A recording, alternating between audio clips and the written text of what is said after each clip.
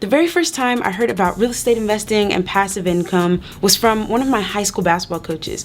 Not only was he a trainer who helped me get a scholarship to Stanford, but he was also a great coach and just like a really laid back, happy dude. And one day, I asked him why. What he told me would change my life. He spent his 20s being relatively frugal, intensely educating himself, and then investing that money in real estate to the point where he was able to passively cash flow his living expenses. He wasn't filthy rich, but he was free. And that's when I knew I wanted to work hard and invest my money in a way that would free up my time to spend my life how I wanted. And over the past 10 months, I've been sharing that journey with you guys here on this channel. And today I wanna share 5 things that I wish I knew when I got started in the hopes that it'll help you get there a little bit faster and a little bit easier.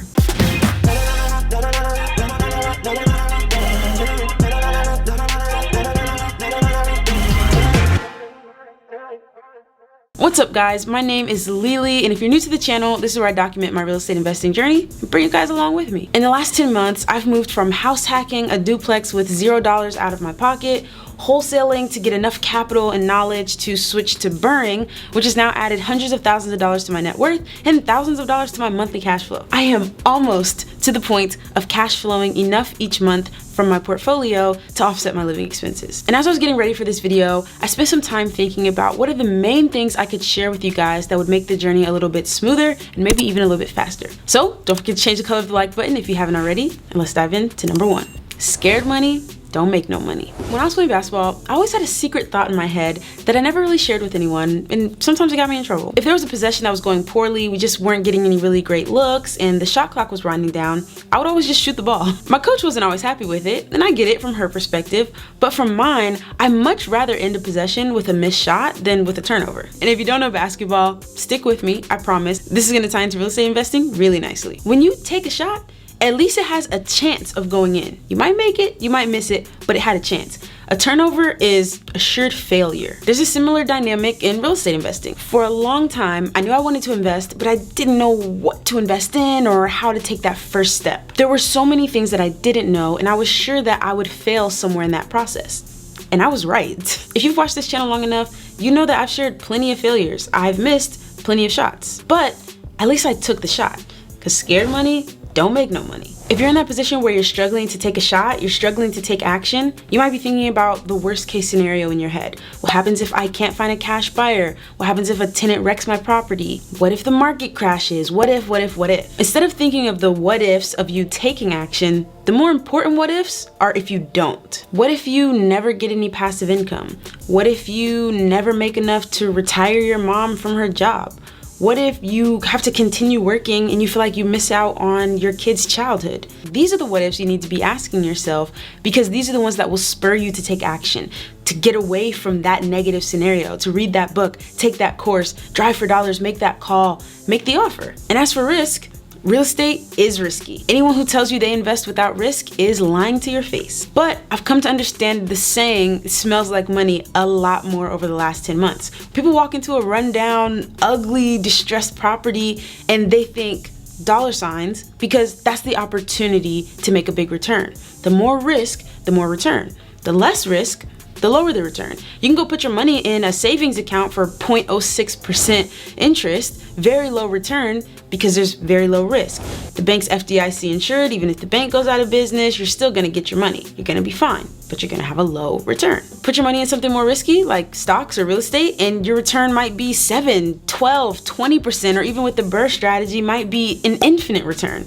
But there's a lot more risk. The idea of scared money don't make no money doesn't mean that you just dive in head first and take on as much risk as you possibly can. It also doesn't mean that you just sit on the sidelines, sorry for the basketball analogies, but it doesn't mean you just sit on the sideline and let things pass you by because you're scared of all risk. The first thing you have to decide is, what is your risk tolerance? What are you okay with risking?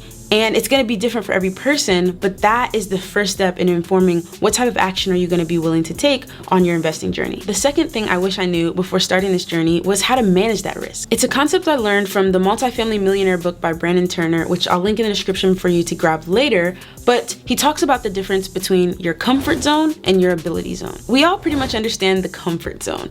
You might not be super happy or fulfilled there, but you're comfortable. you pretty much know what to expect, but spending time here doesn't really move you forward in any type of meaningful way. Then there's your ability zone, and these are the things that you might not be comfortable doing, but you are capable of doing them. And it takes some serious honesty with yourself to admit which zone you are in. One thought that I've been asking myself since reading this book is, are you incapable of doing this, or are you just uncomfortable doing it? Like, ask yourself right now. Are you incapable of making 10 offers a week on distressed properties, or are you just uncomfortable? If the honest answer is that you're incapable because you don't know how to run comps or estimate rehab or whatever the barrier is that's blocking you from being able to do that thing, here's what you do. You make a plan to learn those things, and you give yourself a deadline to take action. Let's say I didn't know how to estimate rehab. I would first make a plan, like reading the book on estimating rehab by Jay Scott. I'll link that one in the description below for you too.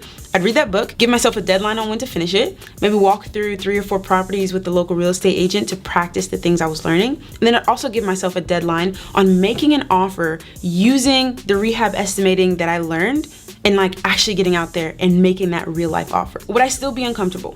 Probably, but would I be much more capable? Absolutely. But you can't forget the 2 steps. You've got to actually make a plan to get capable and then give yourself a deadline to take action and use those new skills that you just gained. And it'll be even better if you share that deadline with someone else who will help hold you accountable. In the last few weeks, I've been able to join a mastermind group that meets every single week, and just the accountability and goal setting that I've been able to get from that group has helped move my business forward so much. I wish I would have gotten accountability partners at the start of my journey. I feel like I would have been even further ahead right now. The third thing I wish I knew before starting this journey is the power in getting laser focused. I once entered a business competition when I was younger, and the challenge was to present a business idea, and the best one would win like $100 or something. Now that I think back on it, I'm pretty sure it was just a way to steal ideas from high school kids without them knowing, but whatever. I ended up submitting 3 ideas into the competition. There was no rule that said I couldn't. And when the day came to announce the winner, I actually got called up on stage. Lili did something special that no one else did. She submitted multiple offers. No one said she could, but no one said she couldn't. That type of initiative is gonna get you far in life, young lady. But then he looked at me and said something that I've never forgotten. He said that all of my ideas were great, probably the best ones in the competition, but that there was no way to find success pursuing all 3 of those things at once. Chase 2 rabbits, catch none. Then he sent me back to my seat and called up some other kid who had a crappy idea about a new way to open soda bottles and gave him the $100. At the time, I was mad. But that advice, chase 2 rabbits, catch none, is actually pretty solid, and I'm pretty sure it's made me more than $100 in my lifetime, so that kid can keep the $100 in his crap idea. I'm still a little mad. But that type of shiny object syndrome definitely slowed me down at the start of my journey, and I know it could slow other people down as well. At the beginning, I wanted to house hack. I wanted to do Airbnb arbitrage. I wanted to wholesale, flip, BRRRR. I was like, these are all great strategies. Everything sounded so promising, but I couldn't chase them all and expect to get good at any of them. When I finally decided what I would do and when I would do it until, things took off. I was like, I'm going to find a multifamily property to house hack. And I came across single families that would have been good wholesales, but I'm like, no, I'm not doing that right now. I'm putting all my effort, I'm getting laser focused on this one thing. When I accomplish this one thing, then I'll move on to wholesaling. And I'm gonna wholesale till I get enough capital to move on to BRRRRing. And then I'm gonna BRRRR till I have enough passive income to support my living expenses. Even today, I still have cash buyers that I've done deals with the past year calling me and asking me if I have any more deals for them. And part of me wants to pass some of these deals I'm getting on and make a $10,000 or $20,000 wholesale fee, but then I remind myself, I want cash flow. And that brings me on to the 4th thing that I wish I knew earlier in my journey, which is to never forget your why. My why for investing in real estate goes all the way back to that conversation I had with my high school trainer. I want to have enough cash flow to cover my living expenses and therefore live a life on my own terms without needing to be tied to a job for income. What I just said is written up there on that vision board. That is what I'm doing this for. And as I said in the last tip, it's really tempting sometimes to get a good deal and know that I could get a lump sum $10,000, $20,000 check, even though that's not what I'm in this for and that's not what I need right this moment. So think about your why and how it should inform your actions and your strategy. I recently worked with one guy to help him get his first wholesale deal on market, and in the past 5 months, he's done 7 on-market wholesale deals worth about $8,000 each. But his why is different than mine. He's working to stack enough capital through wholesaling that he can make what he would make in 1 year at his job. And then that way he can still support himself for 1 year while he goes all in and tries to make it full-time as an investor. In his case, he shouldn't do what I'm doing. He's in it for the lump sum so he can get his yearly salary in the bank.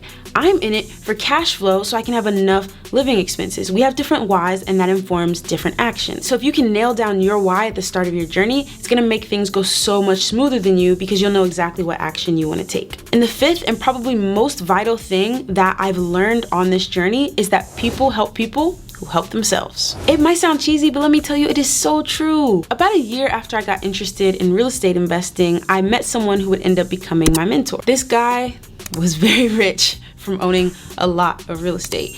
And he told me, like, you can ask me any question, just shoot me an email if you ever need help. And I started to take advantage of that, and I would email him questions. And do you know how he would respond every time? He'd send me a book. Hey, I would write him, I'm curious about this BRRRR thing. Do you think it's a good idea to refinance or leave more equity in, blah, blah, blah, blah, blah. And he'd be like, hey, Lili, great question. Here's a book that goes in depth on making equity decisions. You're gonna love it. And that's how things went for about a year or so. And when I would start this channel, I would send him links every now and then, like, hey, remember you told me about house hacking or the FHA program? Well, I just finished up my first house hack, check it out. Or remember we're talking about refinancing and equity? I just finished up a BRRRR deal with one of those commercial loans you told me about. And do you know what ended up happening from there? This mentor became one of my private lenders. He's lent me over $150,000. And I know it's like a drop in the bucket to him, but it was super impactful to me because it funded 2 of my BRRRR deals this summer, which got me 3 more units in my portfolio and over $1,000 more in monthly cash flow. But it took a while to get to that point. People like to help people who help themselves. So the way that you ask for help is crucial. Is it clear to the person that you've put in some work yourself and you're just asking them for extra assistance? Or are you just asking the question to rely on their experience and their knowledge to kind of hand feed you the answer? A good test is just to ask yourself, is this Googleable? I have a private Facebook group for people who have gone through my beginner's bootcamp, and this group is where they can ask questions not just to other participants, but directly to me as well. But we have a new rule. Whenever someone posts a question, they must also include with that question a brief overview of the research they've already done on it. It might be something like, hey guys, I'm trying to decide between cold calling or sending direct mail. I looked up the cost of cold calling, it's this. I looked up the cost of direct mail, it's this. This is how much time I have to put into things. I'm leaning this way, but looking to hear what you guys have to say. Just that little bit of effort that a person puts into their own problem that they're having makes people want to share their experience and their knowledge so much more. Much more than if your question just comes off as like, hey, teach me this thing real quick. So that's a really good one to keep in mind, especially as you're communicating with your cash buyers and potential mentors that you want to help you. People want to help people that help themselves. And if you're interested in that private Facebook group and going through the beginner's bootcamp, I will leave a link to that in the description below. And if you've enjoyed these 5 tips, check out this video right here on a perfect BRRRR deal that I did, or this one on how I house hacked with $0 out of my own pocket. Don't forget to change the color of the like button before you go. And until next time, thanks for watching.